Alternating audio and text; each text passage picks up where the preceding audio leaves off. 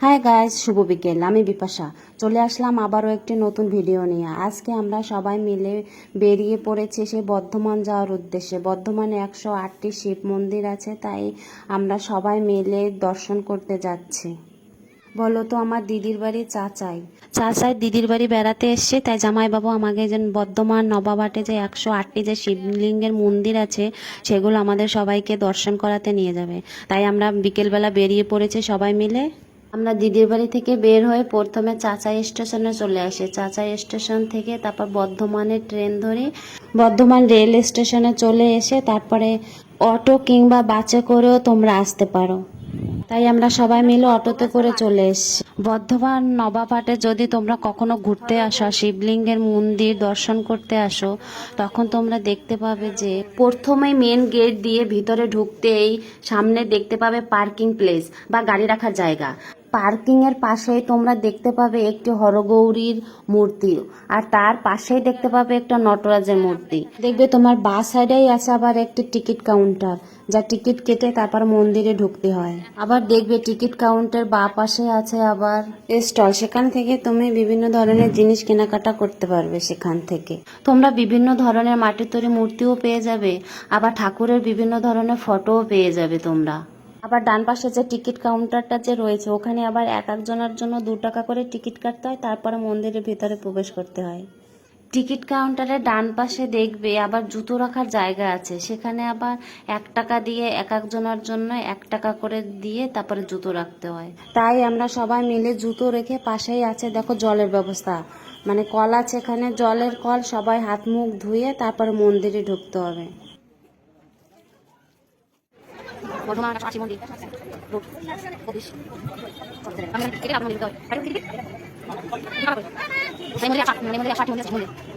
Gate, আমরা গেটের ভিতর দিয়ে ঢুকছি। সেখানে সবাই ধূপ দাঁড়াচ্ছে।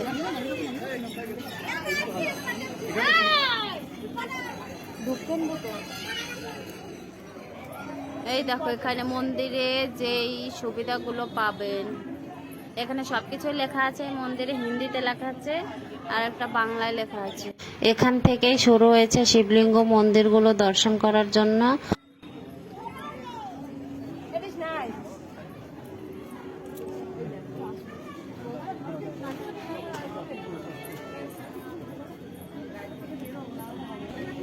যার একটা মন্দির,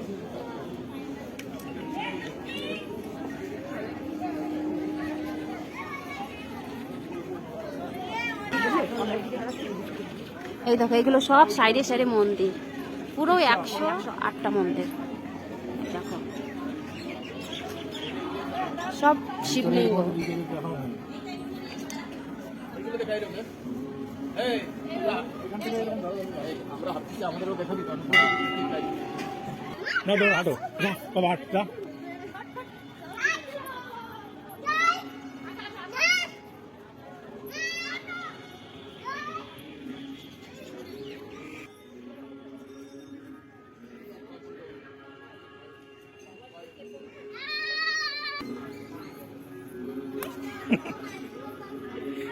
দেখো আমি প্রণাম করছি আর আমার মেয়ে পিছন দিকে এসে আমাকে মেরে দিচ্ছে। কি অবস্থা!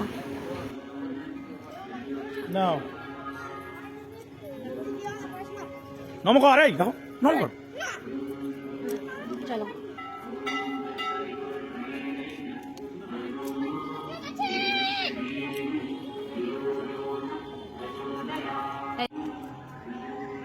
এখান দিয়ে শুধু গাছপালা লাগিয়েছে আর চারোপাশে শুধু মন্দির 108টি, আর ওই মাঝখানে ওই দেখো পুকুরের চারোপাশে মন্দির। আর আর এখানে এই যে ঈশ্বরকে শরণাপন্ন করলে এমনি মন শান্ত হয়ে যায়। যদি কোনো মন্দিরের ভিতরে প্রবেশ করো তাহলে তোমার মনটাই পবিত্র হয়ে যাবে। এটা সবার ক্ষেত্রে হয় কিনা সেটা আমি জানি না, কিন্তু আমার হয়, তাই আমি তোমাদের কাছে শেয়ার করছি। আমার জানা মতে তো সবারই হয় মন পবিত্র। তো মন্দির তো হচ্ছে একটা পবিত্র স্থান, যা যেখানে প্রবেশ করলে সবারই মন পবিত্র হয়। চলো আমাদের সাথে তোমরা মন্দিরগুলোর দর্শন করে নাও। কতটা সুন্দর, কতটা পবিত্রময়। বাবা প্রণাম করো, ঠাকুরে প্রণাম করে আসো। যাও যাও প্রণাম করো।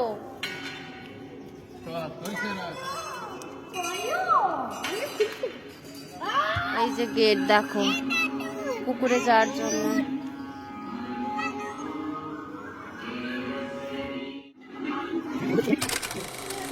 দেখা যাবে না, হ্যাঁ ওদিক দিয়ে যাবে।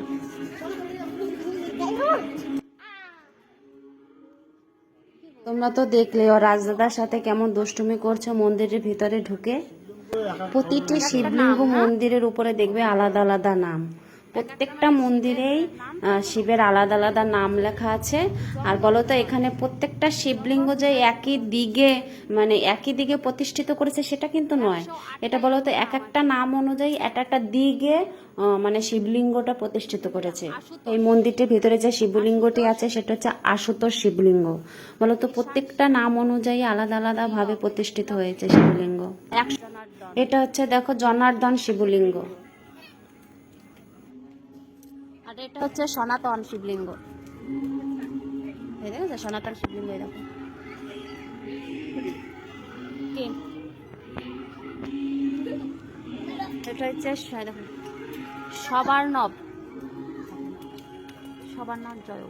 পুকুরের চারপাশে রাউন্ড করা যে 108টি শিবলিঙ্গ মন্দির সেটা আমি পুরোটা ক্যাপচার করতে পারিনি আমার ফোনে বলো তো চার্জ ছিল না বলে আমি শেষ পর্যন্ত ভিডিওটা করতে পারিনি। তার জন্য আমি দুঃখিত। আর ভিডিওটা আমি এখানে শেষ করছি। তোমরা সকলে ভালো থাকবে, সুস্থ থাকবে। সকলকে নমস্কার। ও হ্যাঁ, আর একটা কথা বলতে ভুলে গেছি। আমার এই ভিডিওটা তোমাদের কাছে কেমন লেগেছে অবশ্যই কমেন্ট করে জানাতে ভুলো না কিন্তু।